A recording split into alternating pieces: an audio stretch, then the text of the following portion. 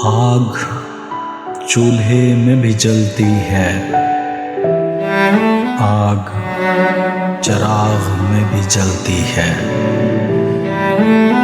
इसमें कमाल न आग का है न चूल्हे का, आग तो बस अपनी आग में जलती है।